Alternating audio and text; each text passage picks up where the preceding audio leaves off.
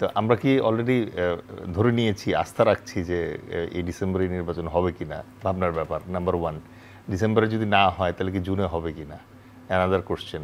June মাসে নির্বাচন হওয়া একটু ডিফিকাল্ট, কারণ ঝড় বৃষ্টি থাকে, তো ওই সময় নির্বাচন করতে গেলে পরে আমাদের মাননীয় প্রধান উপদেষ্টা ডিসেম্বর টু জুনের মধ্যে যে কোনো সময় বলেছেন।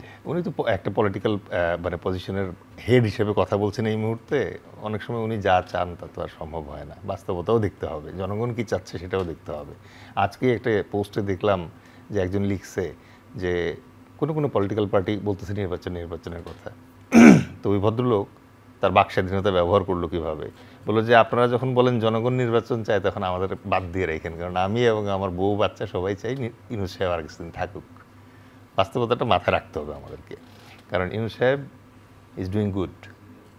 আমরা বিগত যে মানে সরকার প্রধান দেখে অভ্যস্ত, সেই তুলনায় মনে করেন যে হঠাৎ করে মেসি রোনাল্ডো টাইপের প্লেয়ার চলে আসছে ওই টার্ফে। সো এই জন্য আমরা একটু আনন্দ পাচ্ছি।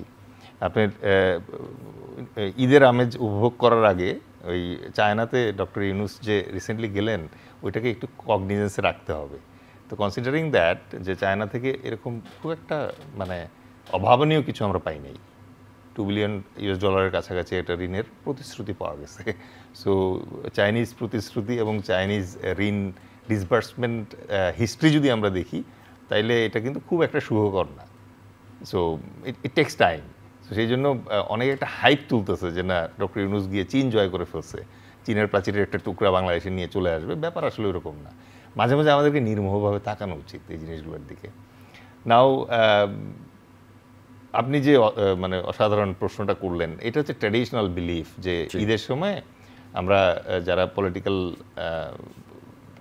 পলিটিক্স প্র্যাকটিস করি যারা, তারা তার নিজস্ব কনস্টিটিউয়েন্সি বা সংসদীয় এলাকা অথবা নির্বাচনী এলাকায় যাওয়ার পরে আমরা গণসংযোগ করার চেষ্টা করি। এবং আমি অত্যন্ত শ্রদ্ধার সাথেই আপনার এটার সাথে একমত পোষণ করব যে ঈদের মতো একটা মহতী অনুষ্ঠানের সময় এই যে কাছাকাছি থাকা, এটার এই সুযোগটা কাজে লাগানোর একটা বড় প্রয়োজনীয়তাও আছে, যে ঈদের সময় আপনার কাছে যাওয়া, একসাথে আনন্দটা উদযাপন করা।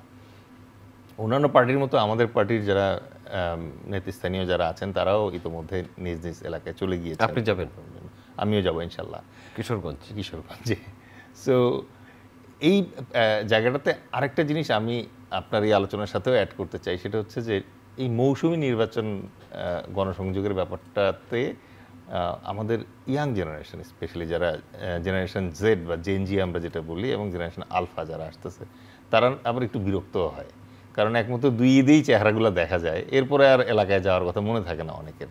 সুতরাং এই মানে আপনার এই বক্তব্যের সূত্র ধরেই আমি আমার এই অংশটুকুর কনক্লুড করার আগে একটা কথাই বলবো, আমাদের রাজনীতিবিদদের এই ধরনের প্রবণতা থেকে আস্তে আস্তে বের হয়ে আসা দরকার। ধন্যবাদ, থ্যাংক ইউ।